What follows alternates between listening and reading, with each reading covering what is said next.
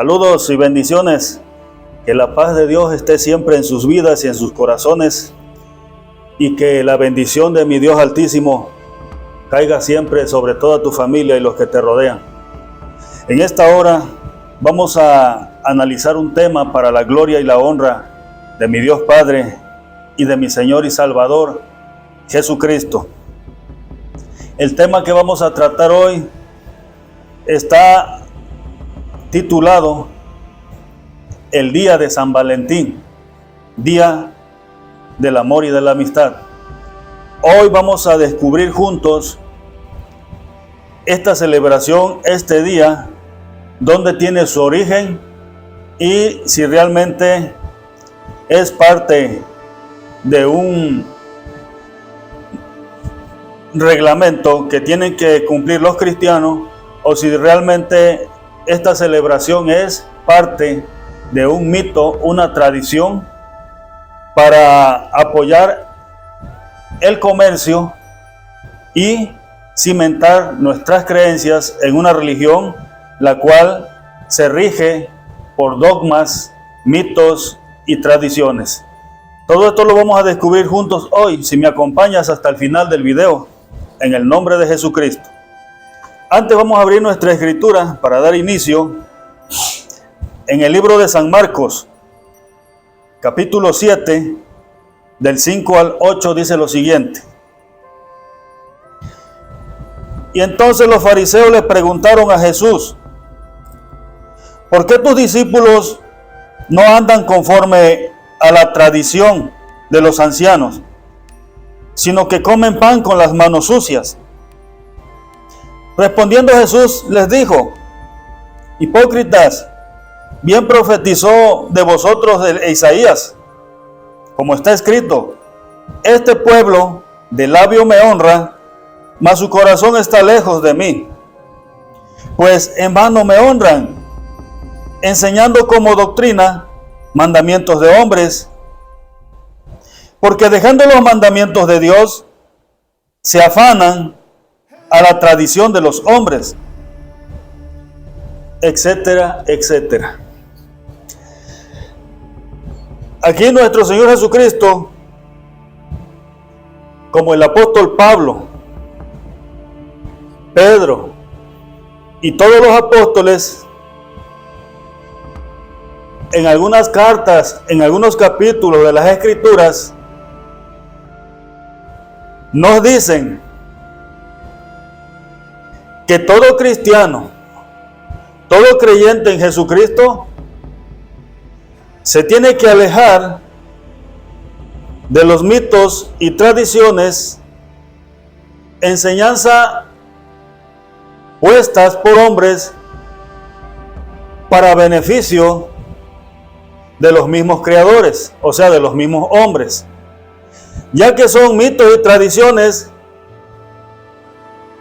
que no van dirigidos hacia Dios, sino a una tradición para el gozo de la carne y muchas veces para el impulso de la zona comercial. Entonces Pablo, Pedro y nuestro Señor Jesucristo decían que si quieres ser un verdadero cristiano, no te tienes que amistar con el mundo practicando todas esas tradiciones que practica el mundo. Porque dice la Escritura que si alguno ama al mundo, el amor del Padre, el amor de Dios, ni mucho menos el cumplimiento de las Escrituras, está en él.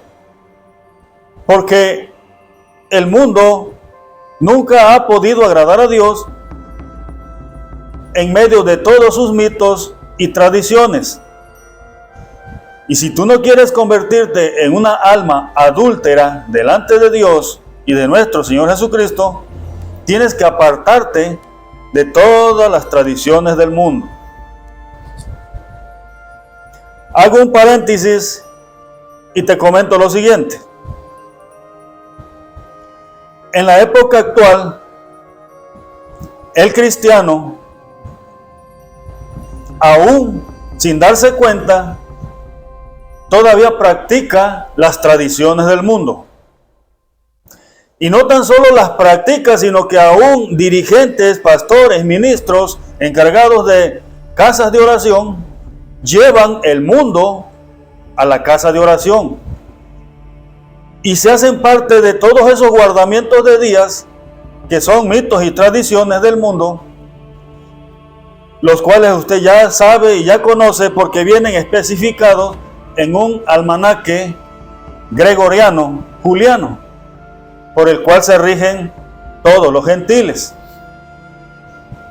Si tú como cristiano sigues practicando todas esas tradiciones del mundo, aunque lo hagas de otra manera, aunque tú digas que lo haces de manera diferente, pero estás imitando las cosas que está haciendo el mundo, te constituyes en una alma adúltera y en enemigo de Dios, sin darte cuenta. El libro de Santiago dice: oh almas adúlteras, ¿no sabéis que la amistad con el mundo es enemistad contra Dios? Entonces, nuestro Señor Jesucristo ahí diciéndole a los fariseos hipócritas: ustedes dicen adorar a Dios, ustedes dicen llevar los mandamientos y las leyes de Dios, pero solamente de labio, porque realmente ustedes están más preocupados por cumplir mitos y tradiciones que son impuestos no por Dios, sino por los hombres. Déjame decirte que nuestro Señor Jesucristo, cuando regrese, va a regresar por una sola iglesia. No va a venir por tantas iglesias, va a venir por un solo pueblo. En la época actual estamos considerando la presencia de muchas religiones y todas dicen ser la iglesia verdadera, todas dicen ser la iglesia de Cristo. Pero déjame decirte que cuando Jesucristo venga, no va a venir específicamente por una iglesia que se llame Iglesia de Dios, por una iglesia que se llame Príncipe de Paz, por una iglesia que se llama la Roca de Zaret, o por una iglesia que se llame la Iglesia de la Luz, o por una iglesia que se llame Adventista, o por una iglesia que se llame Católica, o por una iglesia que se llame Mormona. Él no va a venir por una iglesia en específico. Él va a venir por cada persona individualmente que esté cumpliendo con el mandamiento de Dios y con lo que nuestro Señor Jesucristo quiere que cumpla cada persona individualmente. Por esto la Escritura dice que donde quiera que tú estés parado, si tú andas conforme a la voluntad de Dios, de ahí te levantará Dios. Donde quiera que tú estés, donde quiera que tú andes, si tú estás de acuerdo a como Dios quiere que tú seas, de ahí Dios te levantará. Ya sácate esa idea de que todos se pelean diciendo: no, es que yo soy la verdadera, yo soy la fundada por Cristo, yo soy la fundada por Dios. Mejor preocúpate por vivir una vida recta y agradable delante de Dios, y el Señor te levantará. ¿Por qué razón te digo esto? Porque cuando nuestro Señor Jesucristo venga, dice que vendrá por una iglesia limpia, sin mancha y sin contaminación. Y dentro de todo el grupo de las iglesias hacen una sola en la tierra, representando al mundo. Y entre el grupo de muchas iglesias hacen una sola, representando la iglesia de Cristo. ¿Qué quiero decir con esto? Que cuando Él venga, una iglesia se irá, un pueblo se irá y un pueblo se quedará. La iglesia o el pueblo que se irá con el Señor, dice la Biblia, que es aquel que vive en santidad, en limpieza, sin mancha, sin pecado y apartado del mundo y todas sus tradiciones. Además, es aquella iglesia o religión que respeta la palabra de Dios, poniendo a Dios en primer lugar y a su palabra, porque si creemos que esto es palabra de Dios, ponemos a Dios en primer lugar y a su palabra, de igual manera, teniendo como nuestro líder principal y nuestro Salvador a nuestro Señor Jesucristo. A esta es la iglesia que el Señor levantará. Una iglesia que vive en santidad, sin pecado, sin mancha y sin contaminación. Pero hay otra iglesia aquí en la tierra, la cual se quedará. ¿Cuál es la iglesia que se quedará? La que pone a Dios en segundo lugar y a su palabra. Y pone en primer lugar los dogmas, mitos y tradiciones, ya que por su propia boca ellos confiesan que primero están los dogmas, mitos y tradiciones y en segundo lugar está la Biblia, originando una crítica, una murmuración en contra de los que se rigen solamente por las Sagradas Escrituras. Ya que dicen, no, pues ya que esos cristianitos, pura Biblia, ya no creen nada más que pura Biblia. Es que si tú desechas la palabra de Dios, es como si desecharas a Dios. Y si tú pones primero tus dogmas, mitos y tradiciones y después a Dios, quiere decir que para ti Dios y su palabra tiene una importancia de segundo lugar. Y déjame decirte de que mientras tengas esas ideologías de poner a Dios y su palabra en segundo lugar, tú eres aquella iglesia que siente y piensa que no necesita de la palabra de Dios, y que no necesita tampoco de Jesucristo, el Salvador del mundo. ¿Por qué te digo esto? Porque esta religión o esta iglesia que se quedará en esta tierra es aquella que se rige por dogmas, mitos y tradiciones, que no viven en santidad y que no interesa si estás dentro de la iglesia viviendo en pecado, que no interesa que tú mueras en pecado porque te tienen engañado, que no es necesario el sacrificio de Cristo ya que fue un fracaso. ¿Por qué? Porque no salvó a nadie, es lo que dice el líder principal de esa iglesia. Y porque ellos tienen la creencia que cuando las personas mueren, aunque mueran en pecado, Dios los salvará por medio de un purgatorio que ellos se han inventado. Que cuando las personas mueren en sus pecados y sus maldades, descienden a ese lugar llamado purgatorio, donde purgan sus penas, sus almas, las liberan del pecado a través de ese evento y ya se van con Dios. Para ellos nadie se pierde, todos se salvan, aunque mueran en pecado, a través de ese lugar llamado purgatorio. Una mentira tan grande que está haciendo que las personas se confíen y digan que ellos para liberarse del pecado no necesitan a Cristo, porque ellos pueden morir y pasar el proceso y ya serán salvos. Déjame decirte que están siendo engañados vilmente, porque todo el que muere sin Cristo muere en pecado y la paga del pecado es una muerte segunda, es una condenación. No existe un purgatorio donde tú vas a pasar un proceso de liberación de pecado y ya te vas con Dios. Eso no existe. La liberación de pecado está en Jesucristo cuando tú estás en vida. Él te da el criterio, te da la oportunidad de que tú te arrepientas de tus pecados, te entregues a Él, Él te perdona tus pecados, te libera de tus pecados, Él te reconcilia con Dios y desde ese momento te estás preparando para pasar a la vida eterna y no pasar a la condenación eterna. Pero esto es a través de Jesucristo, algo que esa segunda iglesia o doctrina o religión o pueblo en esta tierra está denegando. Deniegan el sacrificio de Cristo como el medio de salvación y perdón de pecado. Deniegan la palabra de Dios y la ponen en segundo lugar. Estos son aquella iglesia que muere hundida en pecado y en la condenación que les espera en el juicio final. Porque dice que Jesucristo cuando venga, en el libro de Efesios, capítulo 5, versículo 27, dice que un día Él se presentará en una nube con gran poder y gloria, y que Él levantará una iglesia gloriosa, purificada por su sangre, Una iglesia gloriosa, sin mancha, sin contaminación, sin pecado y sin maldad. Es lo que Él levantará, dice la Escritura. Una iglesia pura. ¿Qué significa pureza? Significa una iglesia que vivió en santidad, apartada ¿de qué? Del pecado, sin mancha, sin contaminación. ¿Cuál es la contaminación? ¿Qué es lo que contamina tu alma? ¿Qué es lo que contamina tu espíritu? Todos los mitos y tradiciones paganos, mundanos, de los cuales practica el mundo entero.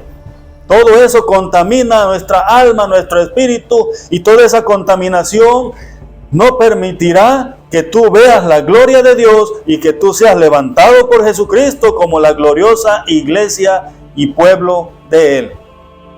Hay solo dos iglesias, hay solo dos pueblos en esta tierra, en medio de muchos, pero solo uno se irá y la otra se quedará. Bendito es el Señor.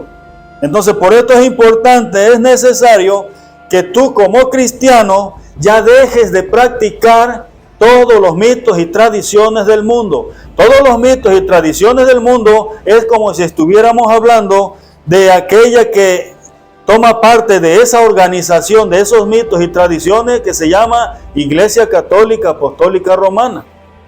De ahí vienen todos los mitos y tradiciones que se practican en el mundo.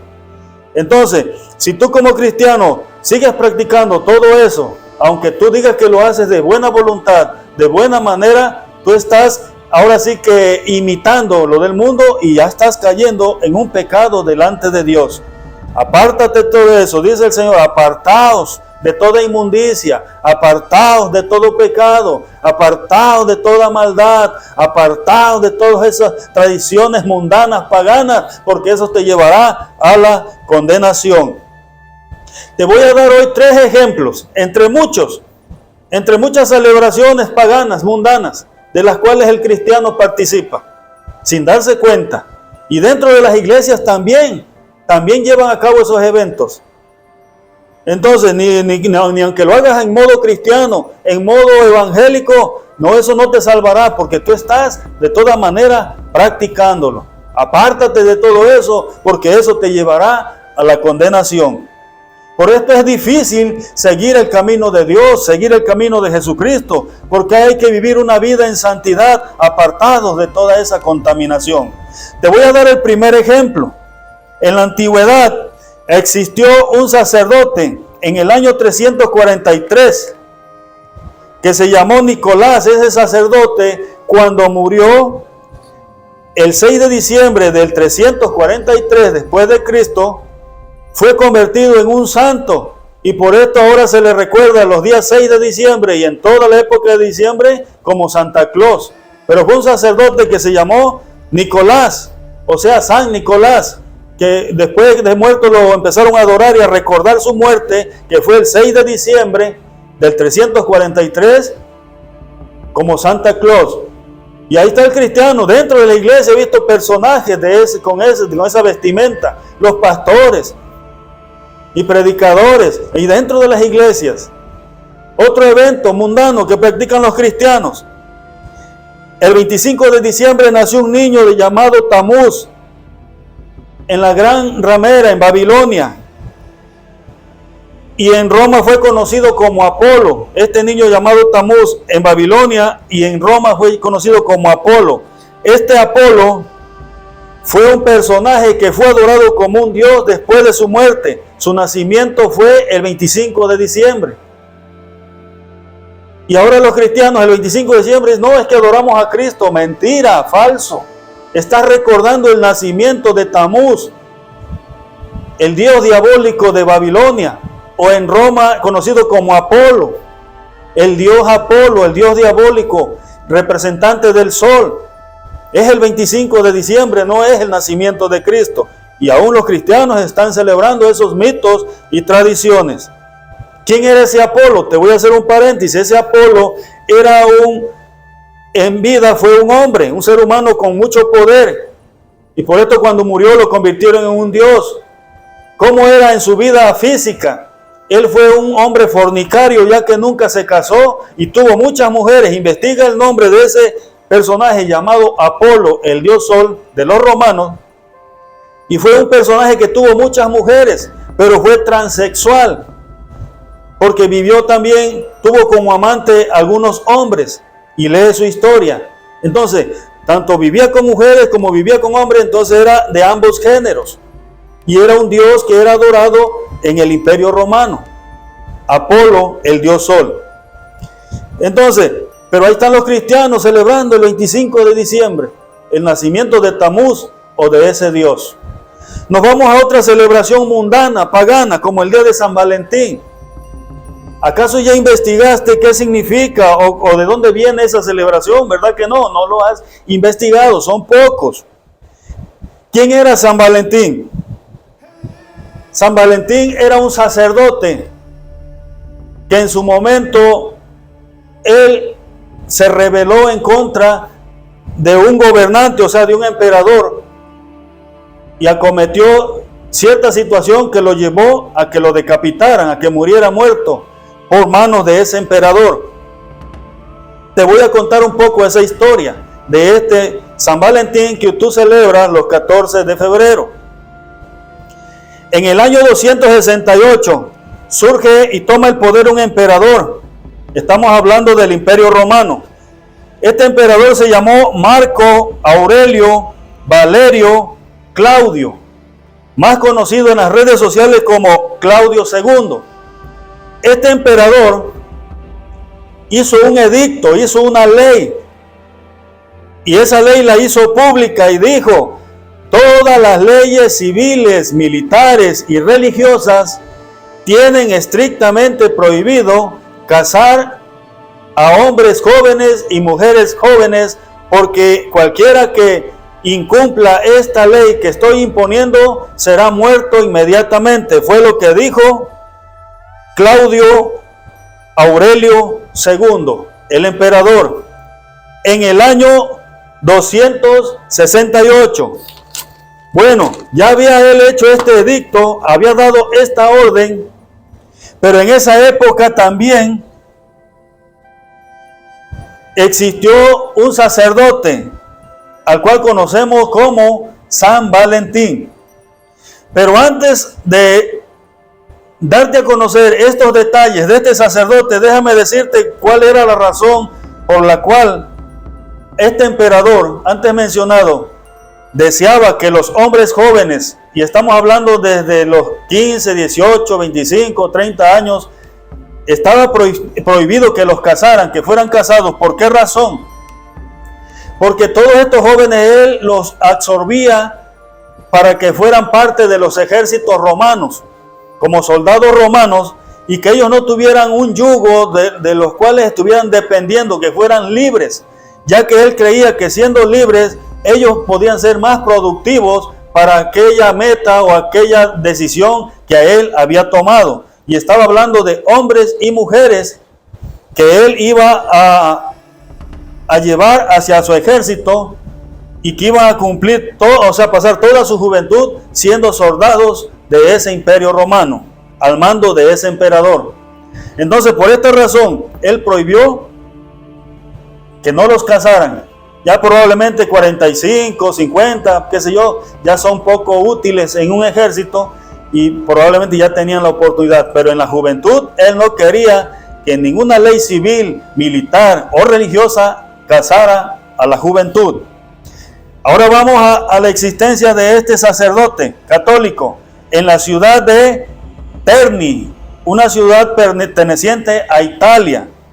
Bajo el Imperio Romano, este sacerdote de nombre Valentín desobedeció la orden del emperador y de manera oculta o secreta, lea usted la historia de San Valentín, del sacerdote, y de manera oculta y secreta él empezó a casar jóvenes, mujeres y varones en contra de la ley que se lo había prohibido, porque él era de la ideología